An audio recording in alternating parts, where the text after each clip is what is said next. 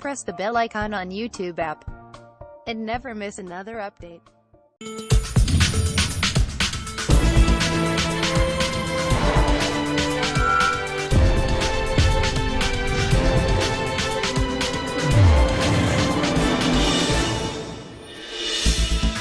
With the controversy surrounding a picture of the head of the so-called Tibetan government in exile paying respects to a Tibetan flag, I'll be asking what is at the heart of India's Tibet policy. And in Japan, many are predicting that Tokyo's governor may one day be the country's first female prime minister. With Abe's approval ratings hitting their lowest in 2 years, how are female politicians likely to change Japan's political scene? Welcome to The Point. Live from Beijing, I'm Li Xin.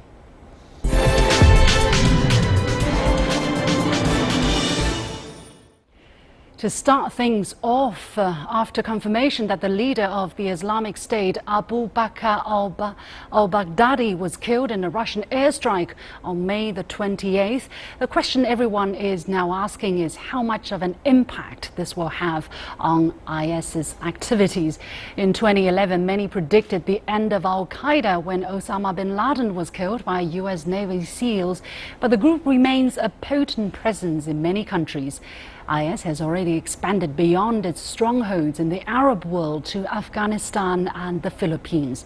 Based on experience, Baghdadi's death seems unlikely to impact on the stable succession of a new caliphate. Al-Qaeda in Iraq survived after former leader Zarqawi was killed in 2006. He was replaced by Abu Umar al-Baghdadi, who was killed in April 2010. Abu Bakr al-Baghdadi was his replacement, demonstrating that this group has had an organizational history of ensuring smooth transitions of leadership.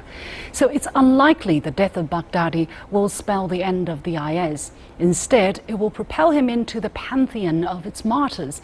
So any celebration of Baghdadi's death would be premature. IS followers are likely to claim that they had established an Islamic State despite the vast array of enemies against it.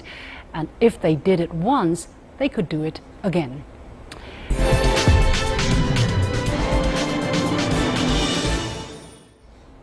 Turning now to day 2 of a series of discussions on the South Asian subcontinent. And today our discussion surrounds a press photo which emerged over the weekend of a Tibetan independence flag unfurled on the Indian side of a lake in dispute between China and India.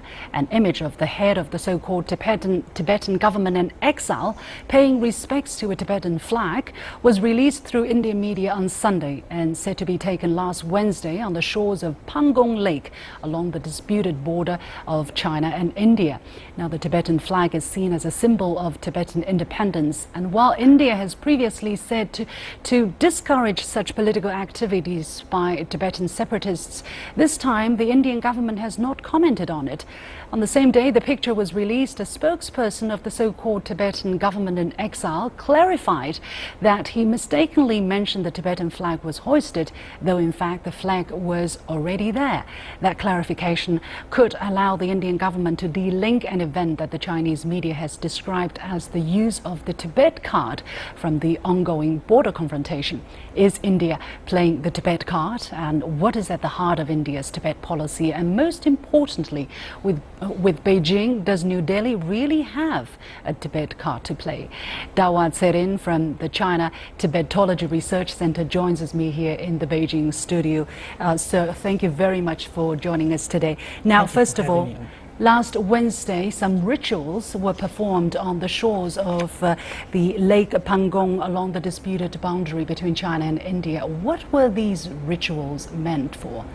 As we know that so-called Tibetan government in exile, now that the organ was switched the name to the CTI, Central Tibetan Administration.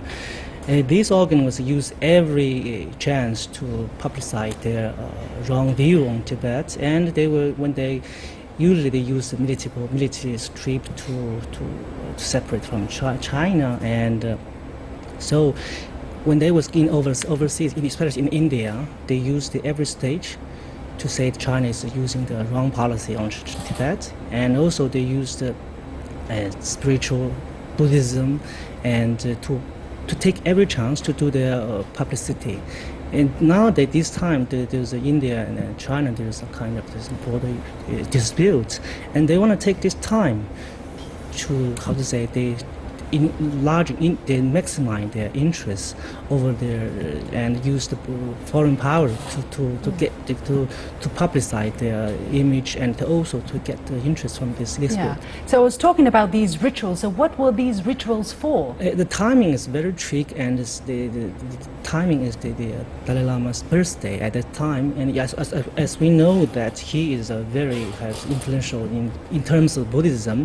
At that time, there's many people will get around this area, and if there's many people get around, there will be media to have to get involved, and also there's many people get around, and then they will be kind of become a big topic, and then to attract more attention. To attract more attention, because there's many people, Yeah. and they're also, as you mentioned, they're doing some kind of function or like praying for long life for the Dalai Lama, and then in return for this one, they will, how to say, they will become this kind of topic will become heated and be discussed by people all around the world. Media will involve. Well, what about this clarification that I just mentioned, this seemingly contradictory statement from the spokesperson of the so-called Tibetan government in exile, first saying, yes, it was a Tibetan flag that was hoisted, but then later on saying the flag has always been there, he just passed it and he was paying respect to it. I think the spokesperson has no confidence to say this is the arrangement, but actually one that is there's the picture we can see from the newspaper that is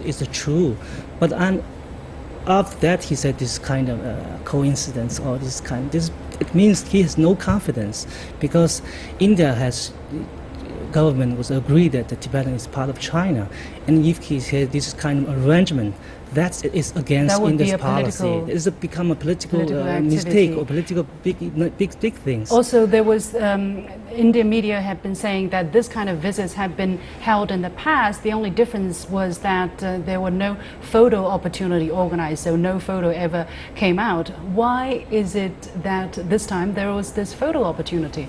Yeah, from that point of view, we can see the Indian governments have kind of double standard on Tibetan policy. One hand, they agree that Tibet is part of China and Tibet is one China and it belongs to China-Tibet territories. And on the other hand, there's some official from Indian government openly or secretly supporting the so-called CTA. One is they send some official to attend some functions and some kind of, then they will make speech and openly support the movement. Sometimes they will provide financial support and also to do the education sections.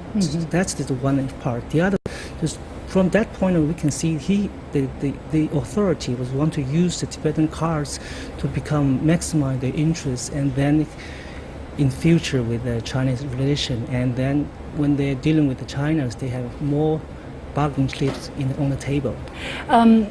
The timing is also very interesting because, as I mentioned, there is this border standoff between India and China on the section where there is this tri-junction of China, India and Bhutan. And this picture came out over the weekend almost exactly as the standoff is also very much in the news. Is there any coincidence here?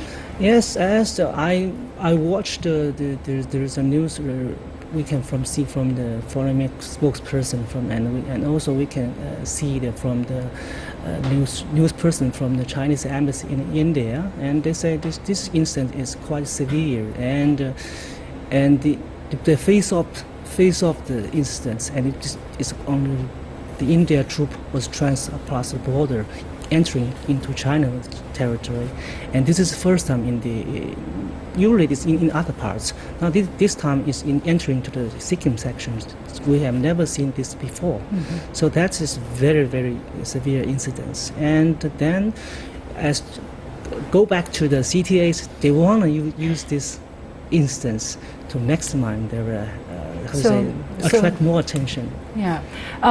We were talking about the policy of the Indian government since the Prime Minister Modi took office in 2014. Have we seen a consistent Tibet policy emerging from this current government? The scholar in related fields agree that it's very hard to say Modi government has kind of Tibetan policy, but we can see from some incidents, and from that incident we can see there's a Indian authority use what kind of related policy over the China on Tibetan. So they called issue the so-called Tibetan issue.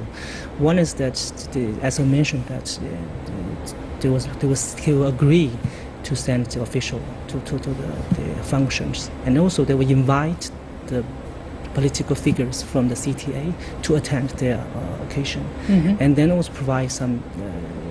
What about the scholars? Scholars and China and India, they agreed to they boost the cooperation between academic circles, and also we can see from newspaper that there's many delegations from both sides to go back held in New Delhi or held from the think tank, and they talk how to arrange for the future, and I think this is the main trend. On the other hand, we can see from newspaper and also some works and essays from